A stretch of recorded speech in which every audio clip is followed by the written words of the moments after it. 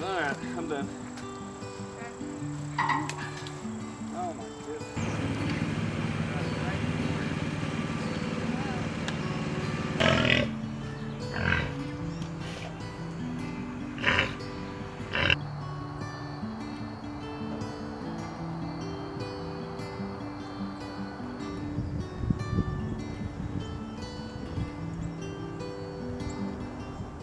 It is walnut season here in Kentucky. Our farm has so many walnut trees, and we end up with tons of them each fall, just laying on the ground or being shaken out of the trees by Dave. It's turned into a tradition now that we pick them up as a family and haul them over to Cassie County to the Amish. So we have a ton of Amish that live over in Cassie County. There's all kinds of great little stores over there, and we just love visiting that area. The kids get to keep some of the money for their hard work, and this just sparks a little joy for me each fall.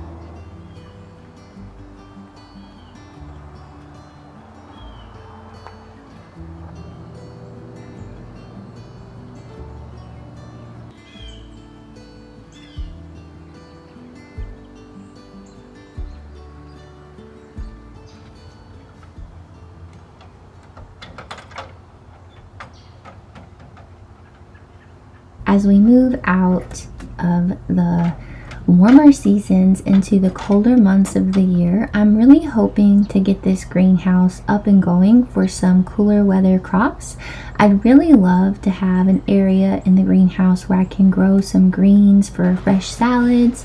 I've not done that in the past, but it's something that I'm really hoping to get going this fall.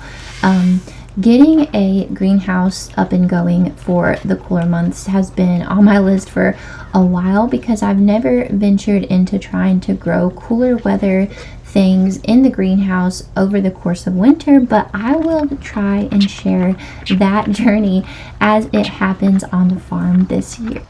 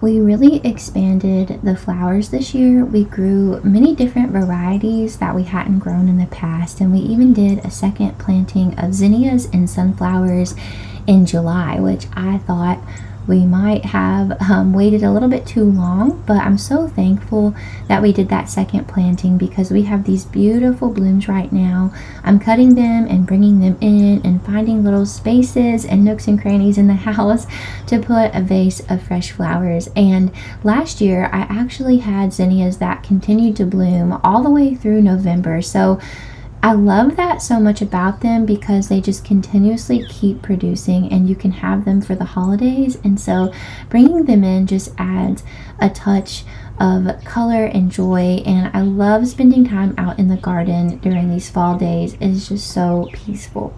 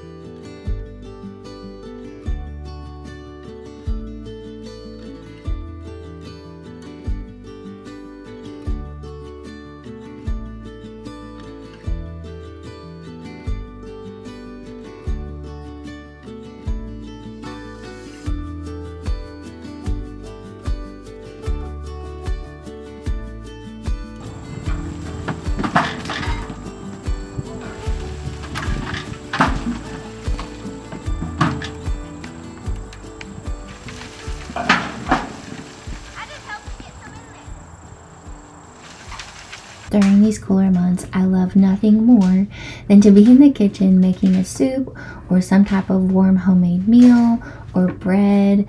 I was able to get a roast and I prepared it for dinner this night by rubbing it down with some spices, onion powder, and garlic powder and a different blend of spices. And then I seared it in the Instant Pot on each side and then added in a little bit of beef broth, water, and then I also added in some carrots and pressure cooked it.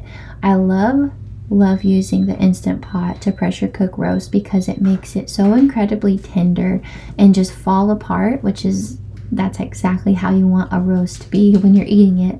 But we had mashed potatoes and cooked carrots with this meal that night. And after a chilly day outside, nothing warms you up faster than a nice, warm, homemade meal gathered around the table with your family.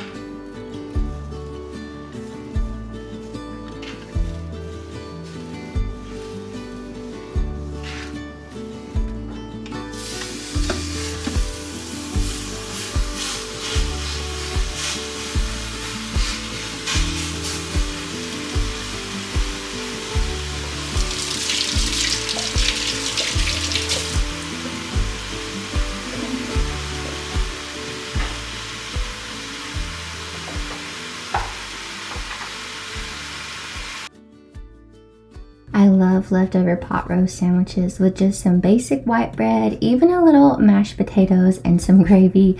It is so, so delicious. And we actually did end up with a little bit of leftovers from this night, so we were able to use those. But this week, we also had homemade sloppy joes. It is one of those meals that I throw together on busy nights when I haven't had much time to prep anything else.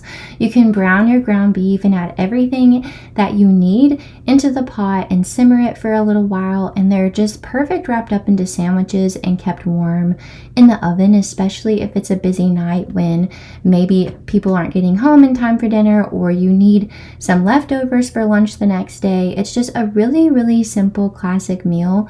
I always like to start off by cooking the onion and green pepper and a little bit of butter and getting those nice and tender, and then I like to add in my ground beef and get that nice and cooked. I go in with some ketchup, some Worcestershire, some liquid smoke, some brown sugar, chili powder, and I just let that all come together and simmer on the stovetop for a little while. And about 15 minutes is really all it needs to take. Then I wrap them up on some bread and some aluminum foil and keep them warm in the oven. These were perfect because we ended up needing them, like I said, for a busy night when not everybody was home for dinner time. And then we ended up having even more left over the next day for lunch. So it was absolutely perfect. I hope that you all enjoyed this week's video and that you all are doing well. Stay tuned next Thursday for next week's video. I hope you all have a wonderful weekend.